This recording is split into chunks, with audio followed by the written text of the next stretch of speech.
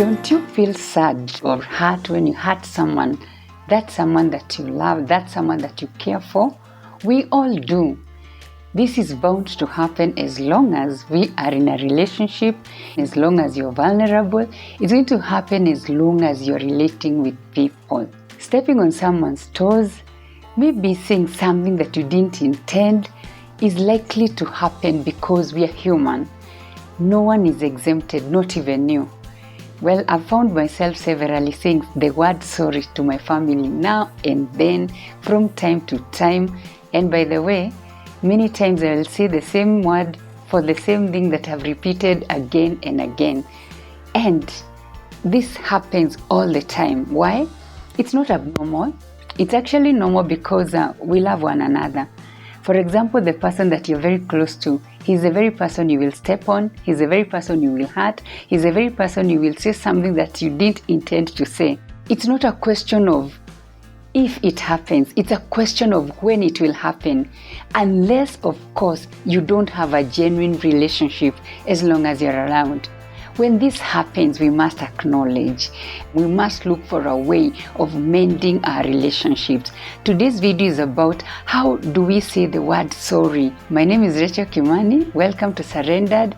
And every day of our lives, I would like us and I desire that we talk about healthy relationships. Relationships that honor God. Relationships that have no necessary strains if we can avoid them.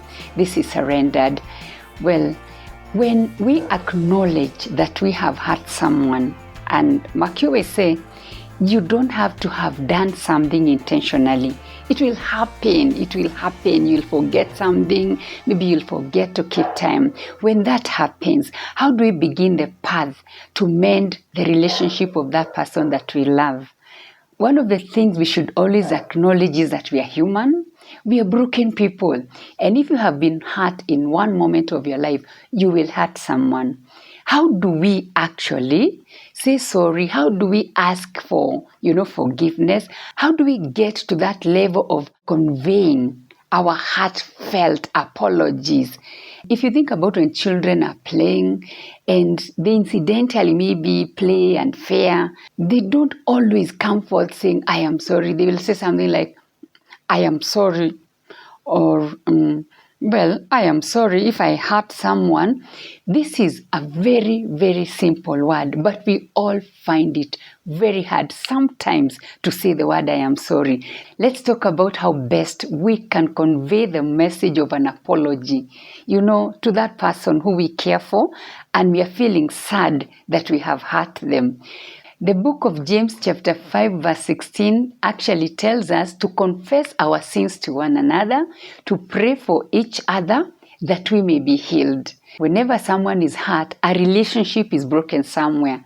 Let me give you some of the tips that you can apply, because it's not always easy to say the word, I am sorry.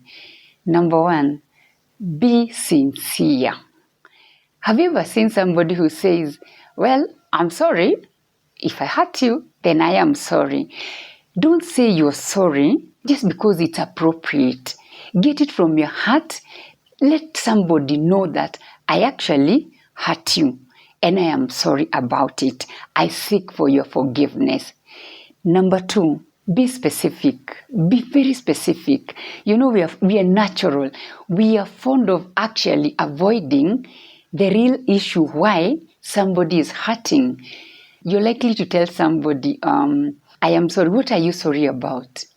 Tell somebody, for example, I am sorry that I hurt you. I am sorry that I delayed you. I am sorry that I made you to miss that very important meeting. When you're specific, somebody is able to tell you actually care about them.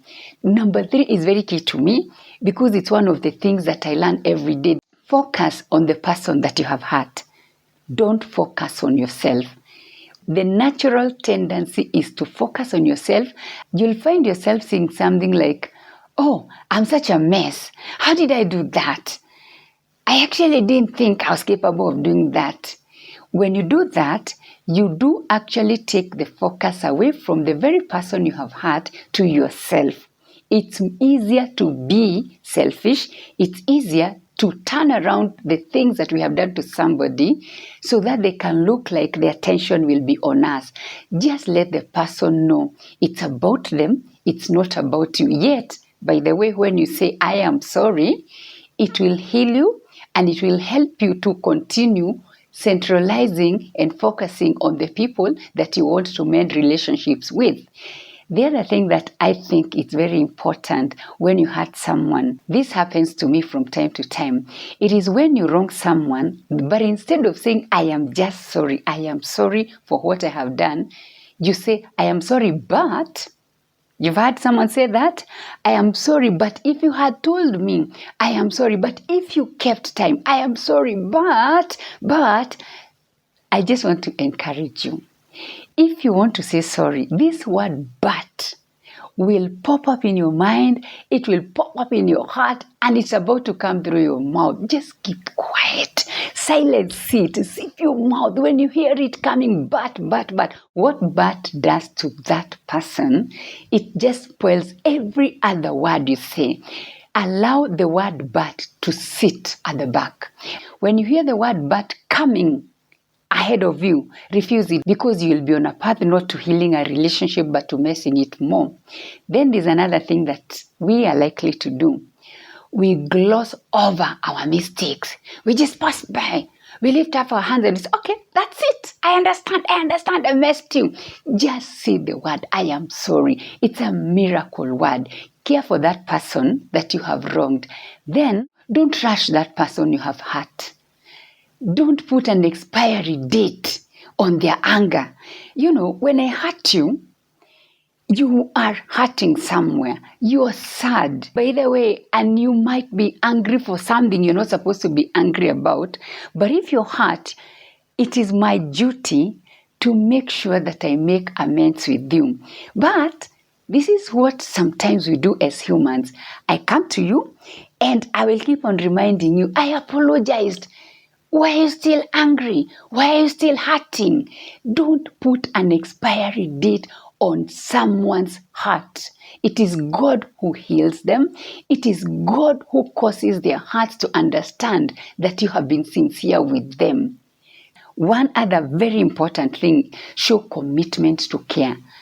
Show commitment to continue with a journey that is full of love and care. So let's be sincere. Let's be specific. Let's not focus on ourselves. Let's not always have a justification, but I am sorry, but I did this, but, and then don't put expiry date on the person who is hurting. They're not a product, they're a soul. And if you care about your relationship with people, they must be able to show that care coming from you. And then commitment to share. You know, I tend to think if somebody knows that you care, if somebody shows commitment from you, in essence, you're telling them, I've become brighter. I see how selfish I am. I see how careless I am. I see how thoughtless I am about other people's feelings. And when the person you care for thinks that you do care about going ahead with that relationship, your relationship will always actually thrive over the things that hurt it. That is it for today in Surrender. Let's continue trusting God that we can get these things out. We can easily say we care by saying the word, I am sorry. Thank you so much for the love that you're showing in this show. Thank you for the prayers that you're sending, and thank you for the encouragement. It's my desire that we will continue to surrender our relationships to God each and every day, because we must learn to hand them over to God who has given them to us. God is for you and God is for your relationships when you surrender them to God.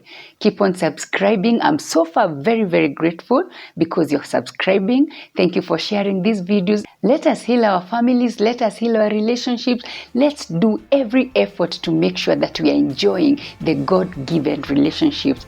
Bye.